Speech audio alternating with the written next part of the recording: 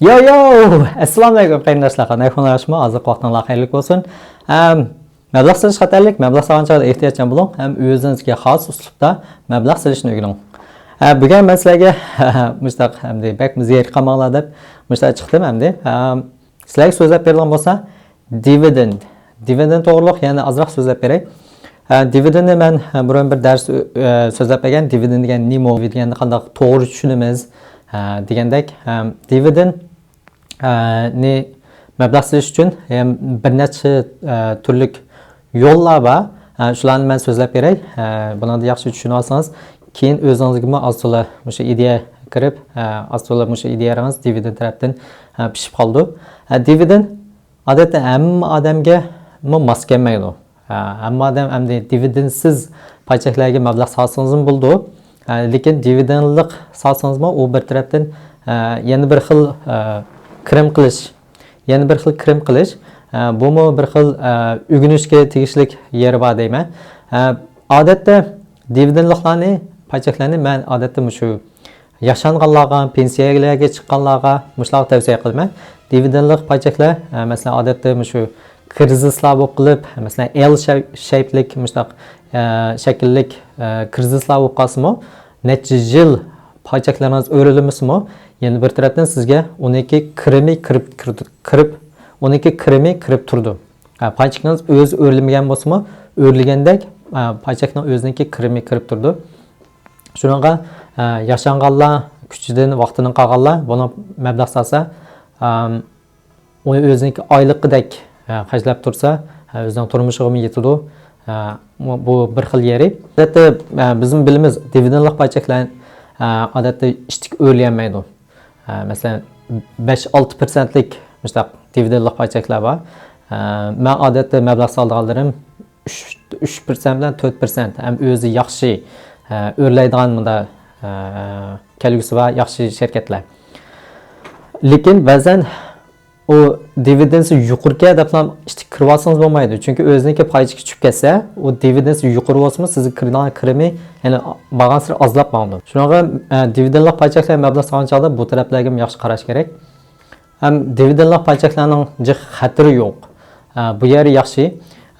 Endi nima uchun dividendlik paychaklar oson o'rlaymaydi degan chog'da, masalan, bir shirkatniki yillik tapovati kirimi 15% bo'lsa, agar o'ziniki dividendsi 5% bo'lsa, o chog'da u yillik kirimini faqat 10% qila oladi. Chunki 5% ni sizga dividend qilib beradi o'zining kirimini. Bunda deb tushunamiz, u shu to'g'ri yo'li. Shunga agar ba'zan shu 2-15% kirim qila oladigan shirkatni baslashtirsangiz, birsida dividend bor, birsida dividend yo'q. Birsi eng oxiri kelib dividend borsa 10% bilan o'rildi. Lekin dividend yo'qsa 15%. Agar ikkisini o'xshash vaqtda elib, o'xshash vaqtda setib, sizga kirgan pul o'xshash bo'ldi. Chunki birsi sizga 5% dividend qilib to'lab berdi. Shunga bu tarafdan to'g'ri tushunish kerak. Lekin yaxshi yeri dividendli paychak bexatarroq, jiq davolg'i yo'q. Anadikin masalan, dividendsiz paychaklar sal krizis vaqtida tushib ketib, sizning tapovatingizni necha yil ba'zan chog'da ishlar bo'lib qoldi, necha yil yo'q qilayotgan bo'lsa-mu, lekin dividendli paychaklar yana sizga azozdan dividend to'lab berdi.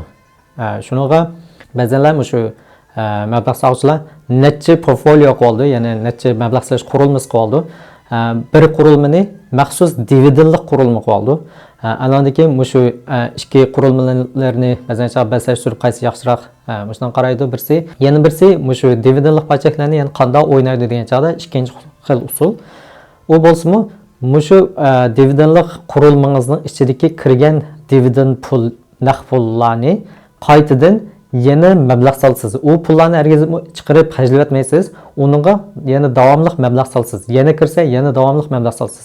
Buning bilan qanday bo'ladi degan chog'da o'zingizning qurilmaning ichidagi paychaklarning bahosi texmi cho'ng o'rlaydi.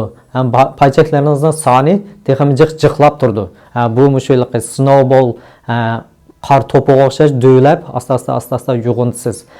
Bu yo'g'ongan chog'da bu qurilmangizniki sizga qaytadigan dividendmi har qitim yana jiqroq bo'ldi.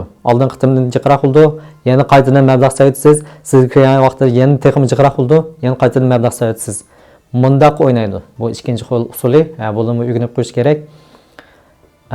Endi ma'ul birinchisi men sizlarga degandek, yashanganlar bir tarafni xajlaydi deganga o'xshamaydi. Xajlaysangiz, ana o'xshash performance bo'lmaydi, gullanmaydi asosda. Andan keyin uchinchisi bo'lsa, men hozir shu uchinchisini qo'llanayapman. Men o'zimniki qurilmamda masalan 15 paychak bo'lsa, 1-2 mushundaq dividendlik paychaklarni qilib qo'yman. 3-4% atrofida. Yana ba'zanlari 1% atrofida boshqa paychaklar bor. Endi nima uchun degan chog'da, chunki agar meniki qurilmamniki men sizlarga deb keldim, qurilmada naqd pul bo'lish yaxshi ish, eng muhim ish. Agar jiddiy ishlar bo'lib qolgan vaqtida ishlatadiganlar. Bu shu dividenddan bir ishkini qilib qo'ysam, menga asta-asta naqd pul kirib turdi. Men tuyuqsiz bir krizis bo'lib paychaklar tushib ketgan vaqtida men paychak oldim degan vaqtimda naqd pul ishlatadigan vaqtda naqd pul topolmay, yenimdan ko'rslab yurmayman. O chog'da shu dividenddan asta-asta yig'ilib qolgan shu paychaklarni, shu naqd pullarni ishlatib, ularga mablag' solman. So'zlab bergan 3 xil shu bilimim, o'zim shu 3-xilni ishlatyapman. Bularni hamma odamga tushmaydi. Ba'zilar dividendsizliklarni o'ynaydiganlar bor.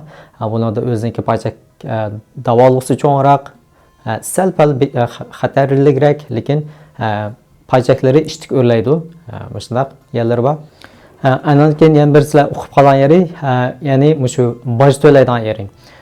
Dividend siz kirim bo'lgan vaqtida siz buni capital gain qilib boj to'lamaysiz. Ya'ni o'zingizniki odatdagi shu maoshingiz qilib boj to'laysiz.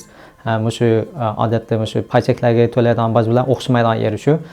Shumi dividendning bir ma'nosi, shu paydo bo'lganligi bir ma'nosi. Ularni o'qib bilan. Hamsi men dividend to'g'riliq bir şey so'zlab beray. Yaxshi ko'rgan bo'lsangiz, pashmal taqdim etib qo'ying. Agar Kilaqda ma'lardan so'zlab bersangiz bo'pti desangiz, ostiga inkas yozsangiz bo'ldi. Ya bo'lmasa shu ostiga o'lan bilan meniki Instagram sahifamga kirib, men ayrim xat yozsangiz bo'ldi. Lekin menga shu coin to'g'riliq jiq so'zlab bering deb tavsiya qilmagan bo'lsanglar, chunki men coin to'g'riliq jiq narsa bilmayman. Bitcoin u to'g'riliq bir necha videolar ishladim, boshqa coinlarni texmi bilmayman.